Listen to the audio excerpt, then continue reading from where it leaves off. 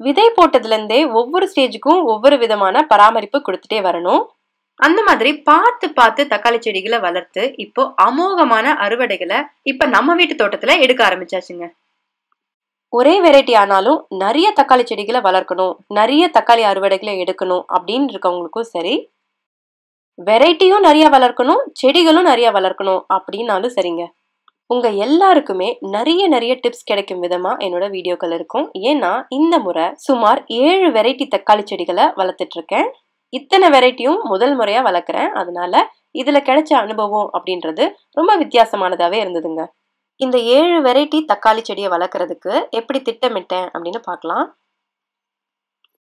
இந்த மாதிரி நிறைய வெரைட்டி வளர்க்கும் போது இடவசதி, மண் வசதி, இந்த மாதிரி நிறைய விஷயங்கள் நமக்கு தேவைப்படும். அதெல்லாம் கிடைக்குமா அப்படின்றத பொறுத்து அதுக்கப்புறமா சுமார் ஒவ்வொரு வெரைட்டிலையுமே 2 செடி வளர்த்தோம் அப்படின்னா மொத்தமா 14 தக்காளி செடிகள் வளர்க்குற மாதிரி இருக்கும். அதை 15 அப்படின்னு சொல்லி ரவுண்ட் ஆஃப் பண்ணிட்டேன். இதன் மூலமா 7 வகையான 15 தக்காளி செடிகளை வளர்க்கணும் அப்படின்னு சொல்லி பிளான் பண்ணிட்டேன். இத்தனை வெரைட்டி தக்காளி விதைகளையும் விதை தட்டுல போட்டு வளர்த்தா கொஞ்சம் ஈஸியா இருக்கும் அப்படின்றதுக்காக அதுலதான் விதைகளை போட்டு தக்காளி நாற்றுகளை உற்பத்தி பண்ணியிருந்தேங்க. 15 தக்காளி செடிகளை வளர்க்கறதுக்கு எத்தனை விதை போட்டேன் அப்படின்னு பார்க்கலாம். என்கிட்ட இருந்த விதை தட்டுல 40 குழிகள் இருக்கு. ஒவ்வொரு வெரைட்டில இருந்தும் எனக்கு 2 செடி தான் தேவை. ஆனா ஒவ்வொரு வெரைட்டிக்குமே 5 நாற்றுகளாவது கண்டிப்பா முளைச்சு வர மாதிரி விதைகளை போட்டிருக்கேங்க. இது நீங்க அதிகம் கூட நினைக்கலாம். ஆனா போக போக அதுக்கான காரணம் என்னன்னு சொல்றேன். ஒவ்வொரு 5 குழிகள்லயும் விதை போட்ட பிறகு இது இந்த வெரைட்டி அப்படின்னு மார்க் பண்ணி வச்சாச்சு. அதுக்கப்புறம் இந்த வீடியோல உங்களுக்கு சொல்லியிருந்த டிப்ஸை ஃபாலோ பண்ணி விதைகள் சரியா முளைக்கிறதுக்கான சின்ன விஷயங்களை கரெக்டா செஞ்சுட்டேன். தக்காளியோட விதைகள் சீக்கிரமா முளைச்சிடும் அப்படின்னு நமக்கு தெரியும். இருந்தாலும் ஒவ்வொரு வெரைட்டியும் ஒவ்வொரு டைம் எடுத்துக்கிச்சு. இப்ப பாத்தீங்கன்னாலே தெரியும், ஒரு வெரைட்டில எல்லா விதையுமே கிட்டத்தட்ட முளைச்சிருக்கு. ஒரு சிலதுல சுத்தமா எதுவுமே தெரியல, ஒரு சிலதுல கொஞ்சம் முளைப்பு தெரியுது. இந்த மாதிரி நிறைய வெரைட்டி ட்ரை பண்ணும் போது எந்த வகை தக்காளி சீக்கிரமா முளைக்குது, எந்த வகை தக்காளி லேட்டா ஆகுது, இதெல்லாம் பாக்குறதுக்கு ரொம்பவே இன்ட்ரெஸ்டிங்கா இருந்ததுங்க. நம்ம பால்கனிலயோ ஜன்னல் ஓரமோ இந்த மாதிரி சூரிய வெளிச்சம் கொஞ்சம் கம்மியா வர்ற இடத்துல நாற்றுகளை வளர்க்கும் போது நாற்றுகள் சூரியனை தேடி ஒரு பக்கமா சாஞ்சு நீண்டு வளர்ந்துரும். இந்த மாதிரி இருக்கும் போது சரியான ஸ்டெப் எடுத்துட்டோம் அப்படின்னா நாற்றுகள் நல்லா ஸ்ட்ராங்கா வளரும். ஒருவேளை இந்த சமயத்துல இதை மிஸ் பண்ணிட்டோம்னா பில்டிங் ஸ்ட்ராங்கு பேஸ்மெண்ட் வீக்கு அப்படின்றது போல ஆயிடும். இப்போ இந்த நாற்றுகளுக்கு அந்த சைட்ல இருந்து சூரிய ஒளி கிடைக்குது, அதனால அந்த பக்கமா பார்த்துருக்கு.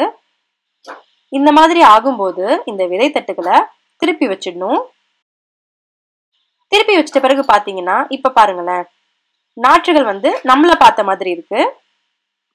நம்மள பார்த்த மாதிரி இருக்க இந்த நாற்றுகள் இதே மாதிரி இருந்துடாதுங்க. மறுபடியும் சூரிய வெளிச்சம் எந்த பக்கம் கிடைக்குதோ அந்த பக்கமா சாய ஆரம்பிக்கும்.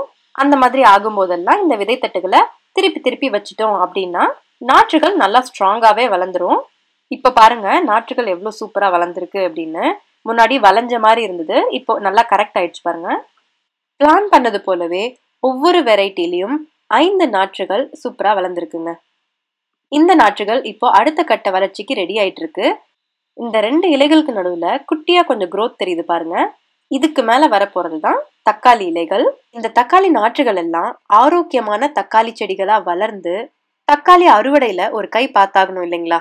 இதெல்லாம் நடக்கிறதுக்கு செடிகளுக்கு வேண்டிய சத்து கிடைக்கணும். பூச்சி தாக்குதல், நோய் தாக்குதல்லாம் ஏற்படும் போது அதை எதிர்த்து சண்டை போட்டு நல்ல ஆரோக்கியத்தோட இருக்கணும். அதுக்காக நாற்றுகள் சின்னதா இருக்கிற ஸ்டேஜ்லயே கடற்பாசி உரத்தை கொடுக்க போறேன். கடற்பாசி கொடுக்கும் போது செடிகளுக்கு தேவையான நைட்ரஜன், பொட்டாசியம், பாஸ்பேட், மெக்னீசியம்னு ஏராளமான சத்துக்கள் கிடைக்குதுங்க. இந்த ஸ்டேஜ்லயே இந்த உரத்தை வளரும் நாற்றுகளுக்கு கொடுக்கும்போது பில்டிங்கும் ஸ்ட்ராங்கா இருக்கும், பேஸ்மெண்ட்டும் ஸ்ட்ராங்கா இருக்குங்க. இப்போதைக்கு நம்மளுடைய நாற்றுகள் எல்லாம் ரொம்ப சின்னதா தான் இருக்கு. அதனால கடற்பாசி அதிக அளவுக்கு கான்சென்ட்ரேஷன்ல கொடுக்க தேவையில்லை. பொதுவா கடற்பாசி உரம் நீங்க வாங்கும் போது அதுலயே கொடுத்துருப்பாங்க எவ்வளவு கொடுக்கணும் செடிக்கு அப்படின்னு சொல்லிட்டு. நம்ம கிட்ட இருக்கிற கடற்பாசியோட கான்சென்ட்ரேஷன் பொறுத்து நம்ம செடிக்கு எவ்வளவு கொடுக்கணும் அப்படின்றது கொஞ்சம் மாறுபடும். அதனாலதான் நான் எவ்வளவு கொடுக்கணும் அப்படின்றத இங்க சொல்லல. இருந்தாலும் உங்களுக்காக இங்க நான் வீடியோல ஆட் பண்றேன் நான் எவ்வளவு கொடுத்தேன் அப்படின்னு சொல்லிட்டு. நீங்க வளர்த்த நாற்றுகளுக்கு நீங்க கொடுக்க போறீங்க அப்படின்னா இது அதிகமா இருக்க வாய்ப்பு இல்லை, கொஞ்சம் கம்மியா இருக்க கூட வாய்ப்பு இருக்கு. இருந்தாலும் நீங்க உங்ககிட்ட இருக்கிற கடற்பாசியில எவ்வளோ எம்எல் கொடுக்கணும் அப்படின்னு சொல்லி கொடுத்துருக்காங்க அப்படின்றத பார்த்து அதையே ட்ரை பண்ணுங்க. ஒரு கையில வீடியோ எடுத்துட்டே இந்த குட்டி குட்டி நாற்றுகளுக்கு தண்ணீர் கொடுக்கறது கொஞ்சம் சவாலாவே இருந்துச்சுங்க. இந்த நாற்றுகள் எல்லாம் வளர்ந்து வந்த பிறகு கடற்பாசி உரம் கொடுத்துட்டோம். ஆனா இந்த விதைத்தட்டுல விதைகள் போடுறதுக்கான மண்கலவை வேணும் இல்லையா? இந்த வருடத்துல 100க்கும் மேற்பட்ட விதைகளை இந்த மண்கலவையில விதைச்சு வெற்றிகரமா செடிகளை வளர்த்துட்டு இருக்கேங்க. அந்த மண்கலவை என்னன்னு தெரிஞ்சுக்க நம்ம சேனல்ல இருக்க இந்த வீடியோவை பாருங்க. 2 வித்தியாசமான மண்கலவை இருக்கும். அதுல உங்களுக்கு எது சிறந்ததோ அதை முயற்சி செஞ்சு பாருங்க. என்னுடைய தக்காளி நாற்றுகள் கடற்பாசி உரம் கொடுத்துட்ட பிறகு வேகமாவும் ஆரோக்கியமாவும் அடுத்தடுத்த வளர்ச்சி படிகளை எட்ட ஆரம்பிச்சதுங்க. இந்த தக்காளி நாற்றுகளுக்கு அடுத்தடுத்து கொடுத்த பராமரிப்பு, அது மட்டும் இல்லாம இத்தனை நாற்றுகளையும் தோட்டத்துல எங்க எதுல எப்படி வச்சிருக்கேன், எத்தனை தக்காளி செடிகள்ல எவ்வளவு அறுவடைகள் கிடைக்குது, இந்த மாதிரியான பயணத்தை தொடர்ந்து பார்க்க ஆசைப்பட்டா ஞாபகமா கமெண்ட்ல சொல்லுங்க. உங்க எல்லாருடைய தொடர்ந்த ஆதரவுக்கும் மிக்க நன்றி.